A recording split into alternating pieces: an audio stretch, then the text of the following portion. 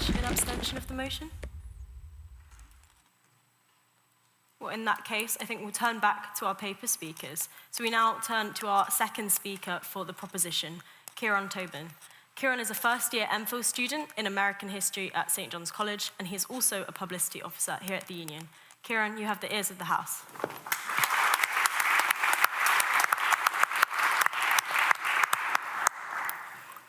Well, thank you for the floor, and thank you to the Qualities Officer who organised today's debate. I've seen the stress, I've seen the amount of emails she's had to reply to just to organise this, and it's commendable. It's an issue that needs to be talked about, and this is why the Qualities Officer exists, to bring this to light. And if debating still could be measured in the amount of food given to speakers, she's a masterful tactician, matching only my Irish aunt. Likewise, I'd like to thank our guests. They've come a long way, and I'll assure the chamber, over dinner, there was no crosswords, there was no division, only over what was the best food to pick. Make sure to get the fries after the debate. Anyway, to the debate. In the spirit of the equalities, I'm going to first start talking about my background. And I thanked the prop earlier. He gave a great point, but I'm not focused on the white working class. That's such an overused statement nowadays. But still, free school meals, raised by my single mum on a council estate, yada, yada, yada. We all know the story. You can already guess it already. Started from the bottom, now we're in an M&S suit. I'll spare you the violin music, but let me tell you, growing up, I did not feel any solidarity with fellow poors. I did not feel like I can sing Kumbaya about how we were starving some evenings. No. I was concerned of how do I get out of this situation? How do I remove myself from my background? What activated me politically was not whether it would improve society. And this was before, so don't judge me on this view now. But it was about me. It was about Rashford's campaign for free school meals. Interested me because it would help me. It was about Labour's promise on tuition fees. It would help me for sure. Whatever would help my family, but not what would help the community. And those that came to Lord Bird's speech earlier this term, a man who was homeless, jailed, and then eventually found the big issue, will understand what I'm getting at, that raw emotion of hate that people in poverty experience. And I'm not saying this has always existed, and Lord Bird would agree. Rather, I want to propose that it's got harder in the last 20 years. There's less acceptance in society for mistakes, more isolation, and more care about individual success than the community as a whole. The generation before me, so my parents' generation, and some people on this side of the debate, experienced a community with love. And again, I'll bring it back to myself. I had family in the care system, but they did not care about getting an A in GCSE to escape. They did not feel what I felt. Instead, because they were with their siblings, because they were with people that they experienced together a feeling. They did not mind staying where they were. They didn't see their state as something you have to escape from. They didn't feel that hate of the system. And that's what I'm getting at. There's a division now on abandoning your childhood community if you're from certain backgrounds. And if I did use my class conscience at points, once puberty hit, it was minor. I remember seeing my friends' eyes in sixth form when they realized either they had bad results or they had such a family background that meant they could not really even experience what it means to go to university. They did not have that in their mind. And there was that cold, dead look one morning in English when I just saw that feeling of, oh, I'm just going to stay around here. I'm going to stay on benefits. It was a joke, but I knew that they were serious because I felt that similarly. Cold, alone, starving. Because we're told to climb the ladder. We're told to climb the social mobility ladder because that's the only way we can get out of so-called suffering. As if suffering has to be something you have to escape from rather than just something that exists for the sake of it. Striving away, going to a new university, abandoning your family for 3 years, going back now and again, taking up new habits, acting differently, wearing black tie, it all adds up to the same. You can't juggle both priorities. All because we're told again and again, social mobility is where we must go. The Britain of old did not face this original sin of social divisions as badly.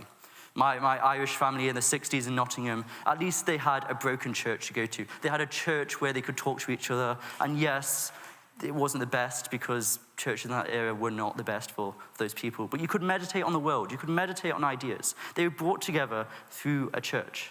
And if there was any crime that was committed, in whether it's theft or whether it was personal arguments, it was dealt with in the community, not this constant judicial reproach we're seeing nowadays.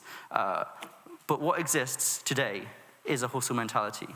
If anyone has Instagram or TikTok, you've seen those little dark age edits. Those that keep saying, escape, escape, escape. Destroy weakness. Destroy any part of you that you hate. And it wants you to hate. It wants you to not feel you're part of a community of compassion. Imperfections are meant to be burnt. And so this is the result. Division more than ever. Britain is not governed by ideals of unity anymore. The next 20 years, we'll see this grow, and we'll see much more grow. And the right like to use this term, stakeholder management. I was talking to the speaker earlier about papers that use it against him. They use that term all the time, and they're nearly correct. But it's not stakeholder management of different vibrant communities, a kaleidoscope. It's stakeholder management of pressure groups, of interest groups that funnel money into Parliament and funnel their own minority ideals, rather than talking to the people. They go on about this great man over here, that he's, well, I'm going to skip paragraphs because it was on my mind since he was speaking. The Gaza Five. The Gaza Five, that title alone, it makes it seem like that's the only thing he's caring about. I mean, if you spend even 5 minutes with him, he's above that. He knows that's just part of his program. But the media hates this one trick. They hate it when they remove tedious and stagnant MPs that just keep on doing the same, not responding to the community, not seeing people are becoming more and more isolate without any single cohesion. And so when we see Jonathan Ashworth bring up feelings of bullying because he lost an election, we have to think he's part of the system that's caused all of this. He's caused this supposed bullying because he failed as an MP. Careerist since birth. And so, but he is slightly correct. And the slightly correct is there is a localism that's being built up, full of anger. The anger I was talking about earlier, where it's about me, me, me. The anger of localism that causes canvassers to be interested in politics, to go up to their MP now and say, why are you not voting for what I believe in? And that is positive. It's not bullying, it's how elections should work. And yes, that's division, but that's only temporary. I've painted my upbringing. I've shown the local community is now important than the wider UK. And maybe that's good for the constituencies. But for the wider interest, the division exists. And that's what we're talking about tonight, the wider interest of the UK, not communities. Because communities are quite united wherever you find them. And so there's a nastiness that's coming in politics. And it's not from the member opposite. It's a division across all parties, not one faction and not one party. Kemi's rise, backed by grassroots movements that resents modern Britain. They don't see it as representative of the Tory party anymore because they again, view a stakeholder management of the elite of the party. The media, the enemy, even her tongue, the enemy, if it doesn't spell the correct phrase. And people love that. And part of me loved it, if I was, again, back in sixth form, because I don't care about language specifics. She could say the wrong thing, but as long as she has a policy that can irate me, then I'll be okay. There's a new deal out there being forged. All are discontent. The average MP burns out, loses or is disgraced faster than ever. The golden generation of post-war politicians, Macmillan, as you said, never had it better there before. That is no longer happening. We do not see that. There's no elder statesman anymore. And so the divisions are stark, revealing. We're running out of time. People view that in this sort of biblical manner, that soon the apocalypse will happen because there's so much division. But what emerges will be stability. We're at the peak of division. And if no action is taken and the current establishment stay in, the current establishment that view the member opposite as an enemy of the UK, then it will get worse. But if people are listened to, if local communities and the MP system is reinforced, then yes, we will remove the division, and hopefully the BBC will stop boycotting him on the side. Either way, we stand at a moment of discontent. We can stand and cling to this sort of liberal conservatism of the last 20 years, or we can move on towards new politics that doesn't care about semantic language rather than concrete policy. We push ahead into the future. And the division calls for something deeper. It calls for a feeling. It's about calling for a place to call home. The squanderers of our national heritage, the social family silver, if I want to bring it back to Macmillan, is gone. David Cameron sold it off with a handshake and a soundbite. The big society, he called it, whatever that meant. Split into many molecules, quangos handed out to chums. Brexit advocated not for the wide ideals which it could have been for, but because he wanted to talk to an interested pressure group inside his party. That is not how debate should happen. Likewise, with Johnsonian levelling up, a policy that working class people saw as a saving grace. And he talks about the white working class again. But again, betrayed because it's a mere slogan. If it worked, division could be healed. But again, this stakeholder management of the interests that exist already is there. Do not see populism, I will finish soon, but do not see populism as a blind rush. It's not a negative word, and it should not be seen as an enemy of sound people. Rather, it's what reflects the energy and frustrations of people feeling shut out by the system. In too many ways, we see fabric being destroyed every day, whether it is the riots or elsewhere. But again, the MP being elected over here, it's a cry for representation. It's a cry for belonging. The division wants to be healed. And maybe he wouldn't have been elected if the divisions weren't there to begin with.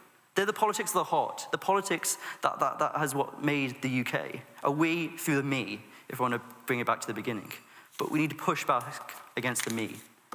Looking ahead, we can either see it emerge from national conservatism within the Tories, storm it if this McSweeneyism works, whatever that means, or from the left, if Mish gets his way, which is hard to see so far. But either way, everyone is sick and tired of this establishment of the liberal. We are in a post-liberal world, whatever that means, whatever Unheard or the newspapers that attack him call it.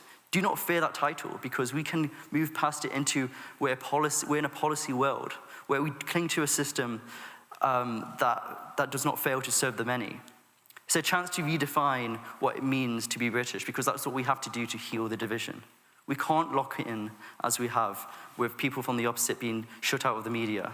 And I will conclude with a quote from Prime Minister Macmillan. As he once said, referencing the bitter strikes of his time, "This terrible strike by the best men in the world, who beat the Kaiser and Hitler's army and never gave in. It is pointless, and we cannot afford that type of thing." Macmillan understood the risk of leaving people feeling sidelined, disregarded. Today, we find ourselves facing a similar danger, a society where divisions aren't just political, but ingrained through birth. We can't afford a political mentality of me, me, me. Recognize it exists. Recognize we can heal it. Join our side. Thank you.